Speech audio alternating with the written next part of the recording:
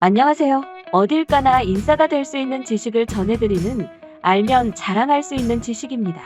음식이 잘 눌러붙지도 않을 뿐더러 설령 눌러붙더라도 세제를 묻히고 미지근한 물과 함께 스펀지로 가볍게 씻어낼 수 있는 테프론 코팅팬의 등장은 계란 한 개만 부쳐 먹어도 계란의 흔적을 지우는데 많은 수고를 해야 했던 주방의 일대 혁신을 일으켰습니다. 또한 스테인레스 스틸 프라이팬이나 무쇠 및 구리 프라이팬보다 기름을 적게 사용해도 되니 지방 과다 섭취를 막는 건강상의 이점도 있습니다. 이런 수많은 장점이 있는 만큼 요즘에는 프라이팬이라고 하면 당연히 테프론 코팅팬을 떠올릴 만큼 대중화되었지요. 테프론 코팅팬은 이름에서 알 수 있듯이 테프론이란 화학 물질로 코팅이 되어 있다고 합니다. 테프론의 탄생은 우연히 시작됐는데요. 테프론을 처음 발명한 사람은 미국의 화학자인 로이 플럼킷입니다. 로이 플럼킷은 1936년에 오하이오 주립대학에서 화학 박사학위를 받은 후 당시 굴지의 화학회사였던 듀폰에 입사했죠.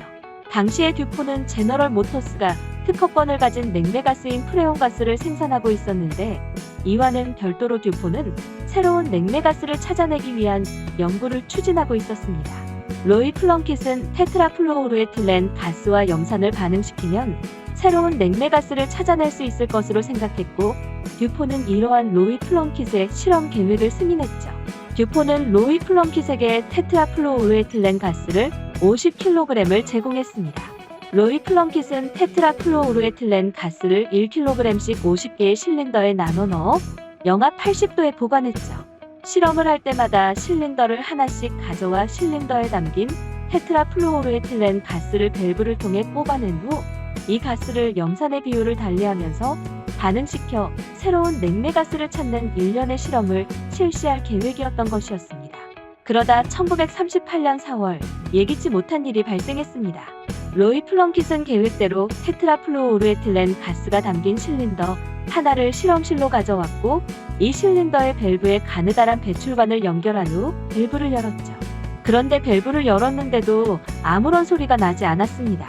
보통 실린더 안에 가스가 있다면 당연히 실린더의 밸브를 열 때 피식하는 소리가 나야 정상인데 말이죠. 로이 플럼킷은 혹시나 하는 마음에 다른 실린더들도 확인해 보았습니다.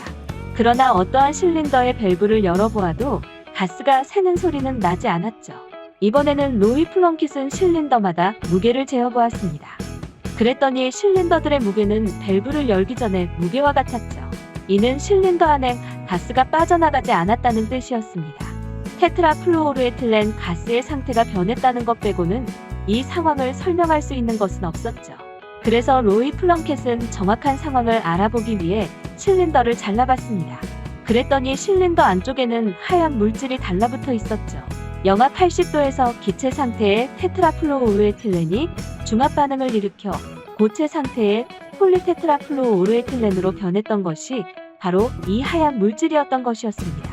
로이 플럼킷은 폴리테트라플루오르에틸렌이 어떤 특성을 가지고 있는지를 분석했고 그 결과 폴리테트라플루오르에틸렌은 화학 물질에 잘 반응하지 않고 열에 강하다는 신기한 특징을 확인했지만 폴리테트라플루오르에틸렌을 활용할 수 있는 방법은 찾지 못했다고 합니다.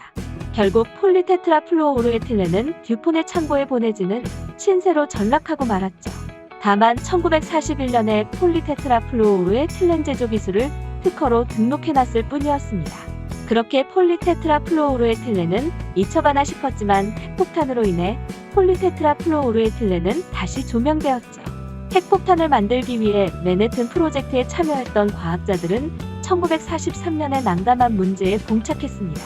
핵분열에 필요한 고농축 우라늄을 생산하기 위해서는 육불화우라늄으로 실험을 해야 했는데 이 물질의 강한 파괴력 때문에 용기나 관에 이 물질이 닿기만 하면 용기나 관은 금세 부서지고 말았죠.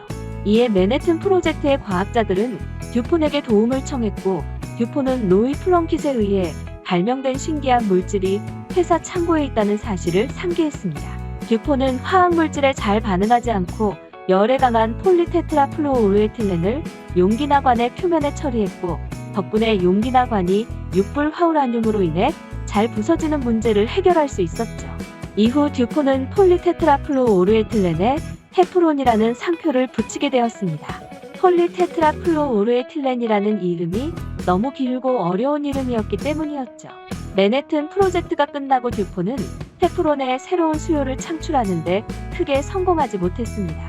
듀폰은 도료나 절연체와 같은 전문적인 분야에서만 활용 방법을 모색했던 것이었죠.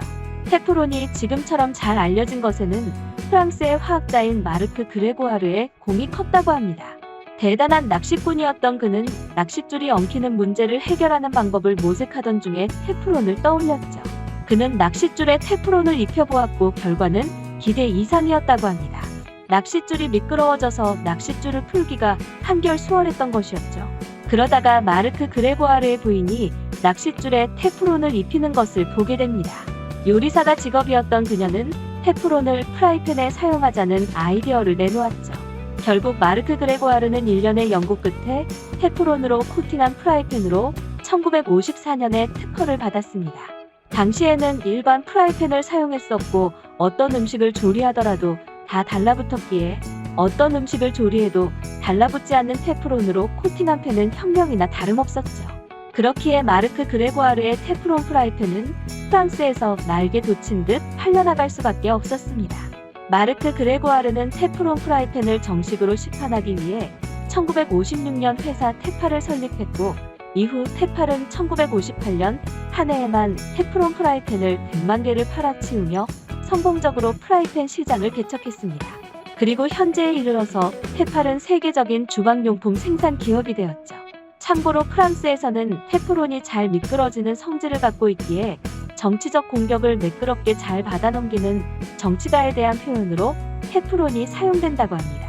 앞으로 코팅팬으로 요리하실 때 지인들에게 테프론에 대해서 설명하면 더욱 인싸가 되실 수 있을 것 같네요. 알면 자랑할 수 있는 지식이었다면 구독과 좋아요, 그리고 알림 설정까지 부탁드립니다. 영상 끝까지 봐주셔서 감사합니다.